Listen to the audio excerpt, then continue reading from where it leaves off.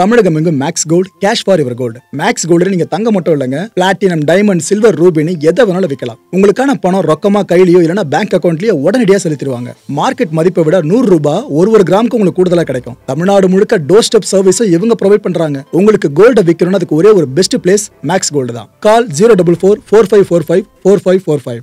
வணக்கம். Big topic with Karthik Mayakumar. முதலமைச்சர் ஸ்டாலின் அவர்களை ஹாஸ்பிட்டலைஸ் பண்ணாங்களே, அதுக்கப்புறம் பல பேரும் குழப்பத்தில் ஆள ஆரம்பிச்சாங்க. என்ன ஏற்கனவே வயசாயிட்டு இருக்கு, அதுவும் உடல்நிலை சார்ந்து எதோ சொல்லிட்டு இருந்தாங்க, இதனோட ஹாஸ்பிட்டலைஸ்னா என்னாச்சு ஏதாச்சுன்னு பல பேரும் பதறவ ஆரம்பிச்சிருந்தாங்க. உங்களுக்கு ஒரு கட்சி சார்ந்து பிடிக்கதோ இல்லையோ, தலைவர் சார்ந்து பிடிக்கதோ இல்லையோ, ஆனால் நம்மளை ஆண்டிட்டு இருக்கிறது அவர் தான். அந்த வகையில் உங்களோட குழப்பங்களுக்கெல்லாம் முற்றுப்புள்ளி வைக்கிற மாதிரி இந்த கான்டென்ட் நம்ம இப்போது நிகழ்ச்சியில் போகலாம்.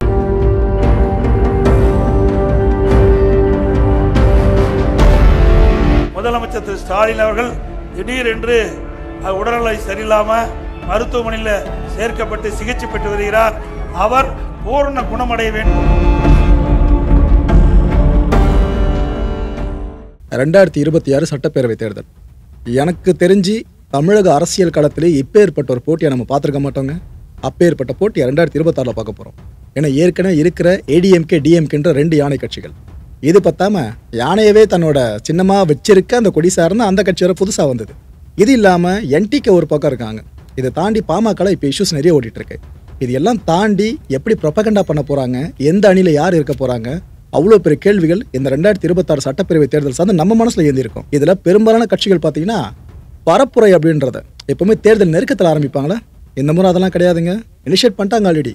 அதுவும் ஏடிஎம்கேலாம் விதை போடுறது அவங்கன்னு சொல்லலாம். அந்த அளவுக்கு ஆரம்பிச்சு பரபரன்னு போயிட்டு இருக்காங்க. இபிஎஸ் அவர்கள் எங்கெங்கெல்லாம் ஸ்கோர் பண்ண முடியுமோ அந்த இடத்துல ஸ்கோரும் பண்ணிட்டு இருக்காப்புல. அந்த அளவுக்கு பரப்புரை பெருசாக போயிட்டு இருக்கு.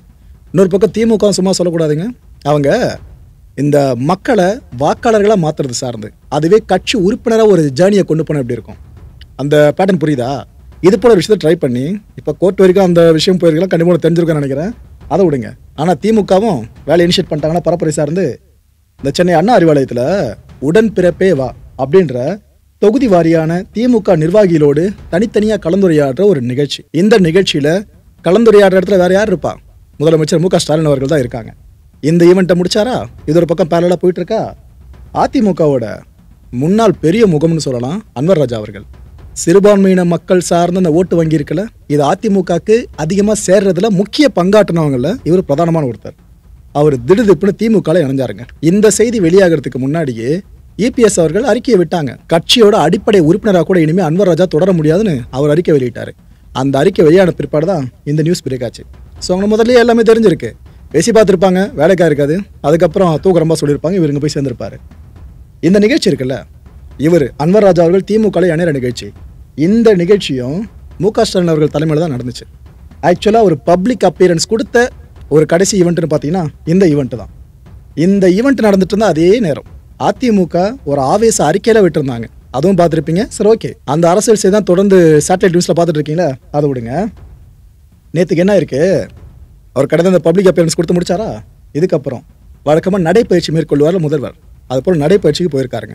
லேசாக அவருக்கு தலை சுற்ற ஆரம்பிச்சிருக்கு. ஒரு மாதிரி மயங்கி விடுற சிச்சுவேஷனுக்கு அவர் தள்ளப்பட்டிருக்காரு. உடனடியாக அப்போலோ ஹாஸ்பிட்டல் இருக்குல்ல, அங்கே அவர் அட்மிட் பண்ணுறாங்க.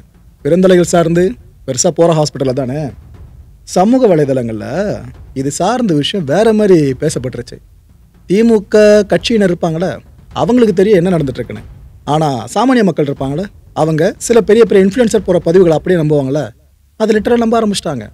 அதில் பார்க்குறப்ப என்னென்னமோ சொல்லி வச்சுருந்தாங்க. அவ்வளோ விஷயங்கள்லாம் போகவே இல்லை மக்களே. 4 பேர் 4 விதமாக பேசுவாங்களே, அது வேற மாதிரி கிரியேட் பண்ணி ஏஐ மூலமாக ஜென்ரேட் பண்ணி என்னென்னமோ தகவல்களை பரப்ப ஆரம்பிச்சிட்டாங்க. இதெல்லாம் கண்டு ஏமாறாதீங்க. நான் தெளிவாக இப்போ சொல்லிடுறேன் என்ன நடந்துட்டுருக்குன்னு. முதல்ல அமைச்சர்கள் என்ன சொல்லியிருக்காங்க அந்த அஃபிஷியல் ஷேர் பண்ண பார்த்துருவோம்.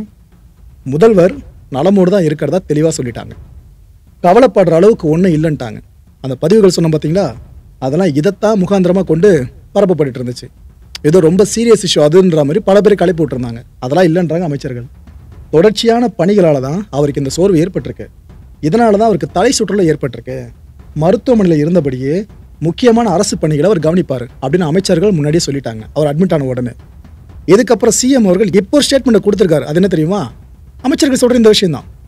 நான் அங்கே இருந்தபடியே அதான் உங்களோட முதல்வன்ற மாதிரி சில பிளான்ஸ் இருக்குது பார்த்தீங்கன்னா, அதுமாரி நிறைய பிளான்ஸ் இனிஷியேட் பண்ண போடுங்க, எல்லாரும் ஒர்க் பண்ணுங்க, நான் இங்கேருந்து ஃபுல்லாக வேலைகளை பார்த்துட்டு இருக்கேன்னு சொல்லிட்டு அவரும் கன்ஃபார்ம் பண்ணியிருக்காரு.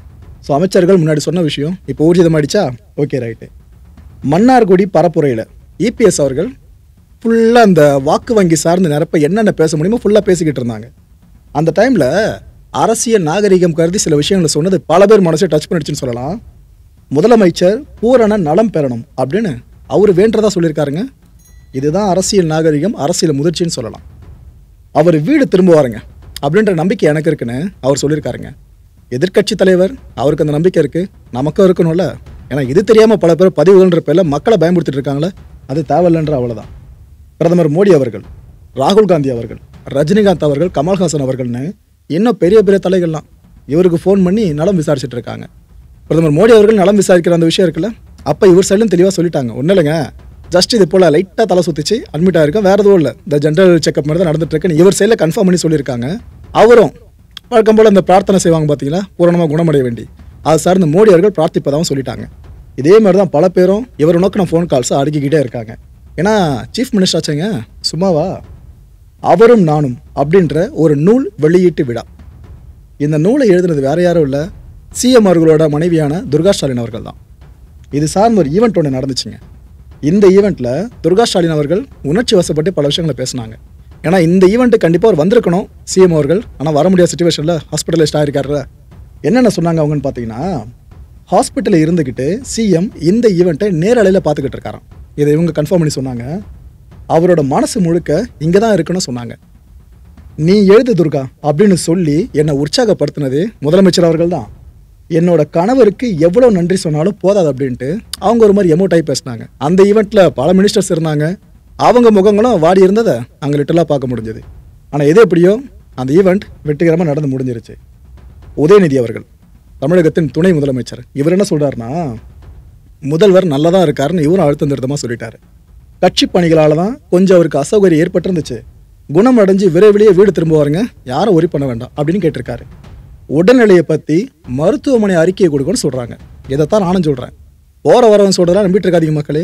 இந்த ஹாஸ்பிட்டல் சைட்லேருந்து ஹெல்த் புல்லட்டின் ஒன்று வெளியாகும். அந்த ஹெல்த் புல்லட்டினை வச்சு நம்ம முடிவு பண்ணுமே தவிர, ஒரு பதிவை பார்த்துட்டு ஷாக் ஆகிறதோ, அது உண்மையாக பொய்யான்னு தெரியாமல் பகிர்றதோ அதெல்லாம் தேவையில்லைன்னு நினைக்கிறேன். ஏன்னா சாதாரண நபர்கள் சார்ந்து இது போல் பண்ணுறது வேறங்க, சிஎம் சார்ந்து இது போலாம் பண்ணால் சில கான்சிக்வன்சஸ் இருக்கும், புரிஞ்சிருக்கும்னு நினைக்கிறேன். அப்போலோ ஹாஸ்பிட்டல்ஸ், உதயநிதி அவர்கள் சொன்னாங்களே, அவர் சொன்னதுக்கு ஏற்ற மாதிரி அவங்க ஹெல்த் புல்லட்டினை வெளியிட்டிருக்காங்க. என்னென்ன சொல்கிறாங்கன்னா, அவருக்கு ஏற்பட்டிருக்க அறிகுறிகள் இருக்குல்ல, அதுக்கு ஏற்பதான் தேவையான மருத்துவ பரிசோதனையை செஞ்சு முடிச்சிருக்கோம். முதல்வரோட உடல்நிலை இருக்குல்ல, இது சீராக இருக்கிறதா சொல்கிறாங்க. புரியுதா? ஸ்டேபிள், சீராக இருக்கிறதா சொல்கிறாங்க. அவர் 3 நாட்கள் ஓய்வு எடுத்தால் போதும்னு சொல்லியிருக்காங்க. எவ்வளோ? 3 நாட்கள் தான். இந்த ஒரு விஷயம் தெரியாமல் தான் பல பேரும் பதிவுகள் போடுன்ற பேரில் வன்மத்தை அப்படி கக்கி கொட்டிக்கிட்டு இருக்காங்க.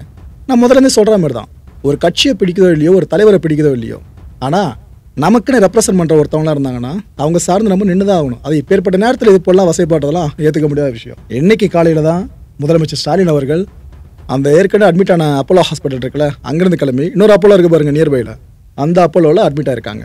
ஸோ இங்கே தான் அவருக்கான மருத்துவ பரிசோதனை இருக்குல்ல, அதுவும் நடக்க போகுது.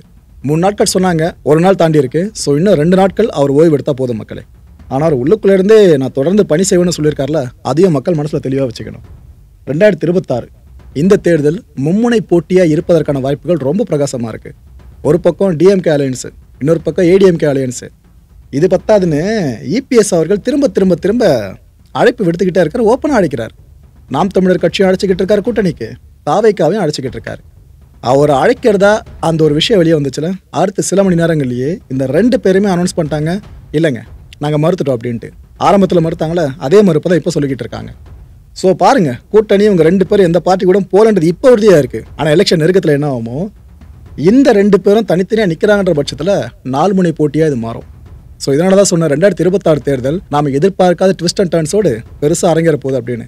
ஆனால் என்னதான் இவங்க இது போல் ஸ்டேட்மெண்ட்ஸை விட்டாலும் இபிஎஸ் அவர்கள் சைடில் அவர் ஆழமாக சொல்கிறது, பெரிய கட்சி வரும்பா கூட்டணிகளாக வெயிட் பண்ணுங்க அப்படின்றாப்புல. பாமக மனசில் வச்சு சொல்கிறாரா, 2 கட்சிகளை ஒன்று வச்சு சொல்கிறாரா, வெயிட் பண்ணி பார்ப்போம். ஒரு பக்கம் இந்த விஷயம் போயிட்டு இருக்கா, இன்னொரு பக்கம் திமுக கூட்டணியில் இருக்கிற கட்சிகள் இருக்காங்களே, அவங்கள ஹோல்ட் பண்ணுறது அந்த கட்சிக்கு ஒரு பெரிய டாஸ்காக இருக்கும். கண்டிப்பாக மாற்று கருத்து இல்லை. ஏன்னா எலெக்ஷன் நெருங்க ஒரு கட்சியோட கூட்டணியை உடைக்க இன்னொரு கட்சி ட்ரை பண்ணுவாங்க, அதெல்லாம் அரசியல். அந்த வகையில் திமுக கூட்டணிக்குள்ள பிளவு ஏற்பட வாய்ப்பு இருக்கிறதா நிறைய டாக் போயிட்டு இருந்து, சில சமயங்களையே பார்த்தோம். அது நடக்காதுன்னு நினைக்கிறேன். அதேமாரி நடந்துச்சுன்னா ஆப்போசிட்டில் இருக்கவங்க கண்டிப்பாக கொஞ்சம் பவர்ஃபுல்லாக மாறுவாங்க. இபிஎஸ் அவர்கள் இப்போ என்ன சொல்கிறாங்கன்னா, பாஜக தன் கட்சி தொண்டர்களை உற்சாகப்படுத்தணும்ல, இதுக்காக தான் கூட்டணி ஆட்சின்னு பாஜக சொல்லிக்கிட்டு இருக்கிறதா சொல்றாப்ல. இந்த பஞ்சாயத்து உங்களுக்கே தெரிஞ்சிருக்குமே.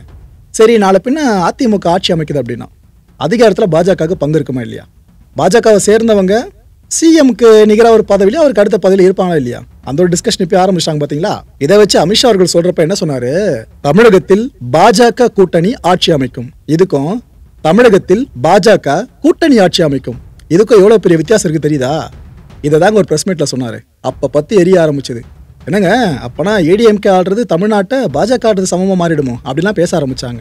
அதுக்கெல்லாம் சேர்த்து வச்சுதான் இவர் இங்க விளக்கம் கொடுத்திருக்காரு. கூட்டணி ஆட்சின்னு பாஜக சொல்றதுல தப்பு என்ன இருக்குன்னு அவங்க கட்சி தொண்டர்களை உற்சாகப்படுத்தணும் அப்படின்றாப்ல. ஒற்றை கட்சி ஆட்சி இருக்குல்ல, இதைத்தான் தமிழக மக்கள் விரும்புறாங்க. ஆட்சியில பங்குன்றத தமிழக மக்கள் விரும்பினதே கிடையாது இது வரைக்கும் அப்படின்றாரு.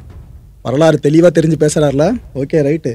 இப்பவே இந்த அளவுக்கு அப்படி போயிட்டு இருக்குன்னா எலெக்ஷன் இருக்கத்துல என்னென்ன வார்த்தைகள் விடுவாங்க, என்னென்ன ஆகுமோ. இது பத்தாதுன்னு பாஜக மாநில தலைவர் நயனா நாகேந்திரன் இருக்கார்ல, இவரு கலந்துகிட்ட ஒரு ஈவெண்ட்டுங்க. அங்க ஒரு நிர்வாகி பேசுமாறு நம்ம சொன்னாங்க, துணை முதலமைச்சர்னு சொல்லிட்டாங்க நயனா நாகேந்திரன் அவர்களை. அது அப்புறம் லைட்டாக பற்றி ஏரிய ஆரம்பிச்சது. இப்போ இதெல்லாம் சேர்த்து வச்சு தான் இபிஎஸ் அவர்கள் அந்த ஸ்டேட்மெண்ட் கொடுத்துருக்காங்க. ஓகே, சிஎம்மோட ஹெல்த் அப்டேட்டை பார்த்துட்டோம். இது கூடவே சில அரசியல் சார்ந்த அப்டேட்ஸையும் பார்த்துட்டோம். இதெல்லாம் சேர்த்து வச்சு நம்ம எதிர்பார்க்க வேண்டிய விஷயம்னா ஒன்று தான். இந்த அரசியல் சதுரங்கம் இருக்குல்ல, 2026 சட்டப்பேரவை தேர்தலை நோக்கினா இந்த அரசியல் சதுரங்கம். இதில் முதலமைச்சரோட அடுத்த கட்ட நகர்வு இருக்குல்ல, இது ரொம்ப ரொம்ப குரூஷியலுங்க. இதை வச்சு தான் மற்ற கட்சிகளோட செயல்பாடுகள் என்னன்றதை இனிமேல் நம்ம முடிவு பண்ண முடியும். எலெக்ஷன் நெருங்க அரசியல் சார்ந்த கான்டென்ட்ஸ் நீங்கள் நிறைய எதிர்பார்க்கலாம். தொடர்ந்து வழங்க காத்திருக்கேன். முதலமைச்சர் அவர்கள் பூரண குணமடைஞ்சு வீடு திரும்பணும்னு பிரார்த்தனை மேற்கொள்வோம். அடுத்த நிகழ்ச்சி சந்திக்கலாம். நன்றி, வணக்கம். தமிழகம் எங்கும் Max Gold, cash for your gold. Max Gold நீங்க தங்க மட்டும் இல்லைங்க, பிளாட்டினம், டைமண்ட், சில்வர், ரூபினி எதை வேணாலும் விற்கலாம். உங்களுக்கான பணம் ரொக்கமா கையிலயோ இல்லைன்னா பேங்க் அக்கௌண்ட்லயோ உடனடியாக செலுத்திடுவாங்க. மார்க்கெட் மதிப்பை விட 100 ரூபாய் ஒரு கிராமுக்கு உங்களுக்கு கூடுதலா கிடைக்கும். தமிழ்நாடு முழுக்க டோர் ஸ்டெப் சர்வீஸை இவங்க ப்ரொவைட் பண்றாங்க. உங்களுக்கு கோல்டு விற்கணும்னு அதுக்கு ஒரே ஒரு பெஸ்ட் பிளேஸ் மேக்ஸ் கோல்டு தான். கால் 04445454545. வணக்கம் மாயம் ஸ்டுடியோஸ் நண்பர்களே. மாயம் ட்ரெண்ட்ஸ் அப்படின்ற ஒரு புதிய ஃபேஸ்புக் பேஜை ஓப்பன் பண்ணியிருக்கோம். நீங்கள் யூடியூப்பில் பார்த்துட்டு இருக்கீங்களா நம்மளோட கான்டென்ட்ஸ்லாம். இதெல்லாம் விட ஒரு படி மேலே ரொம்ப கிறிஸ்பாகவும் ரொம்ப சூப்பராகவும் நிறைய கான்டென்ட்ஸ் உங்களுக்கு இந்த பேஜில் காத்துட்ருக்கீங்க. ஸோ உடனடியாக ஃபேஸ்புக் பிளாட்ஃபார்ம் போங்க, மாயம் ட்ரெண்ட்ஸ்னு டைப் பண்ணி சர்ச் பண்ணி நம்ம பேஜை ஃபாலோ பண்ணுங்கள். அப்படியே நம்ம சேனலையும் நீங்கள் சப்ஸ்கிரைப் பண்ணிட்டீங்க அப்படின்னா இன்னும் நிறைய புது கான்டென்ட்ஸை உங்களுக்காக ப்ரொடியூஸ் பண்ணி கொடுத்துக்கிட்டே இருப்பாங்க. நீங்கள் பண்ணுற ஒவ்வொரு சப்ஸ்கிரிப்ஷனும் எங்களுக்கு பெரிய மோட்டிவேஷனாக அமையும்.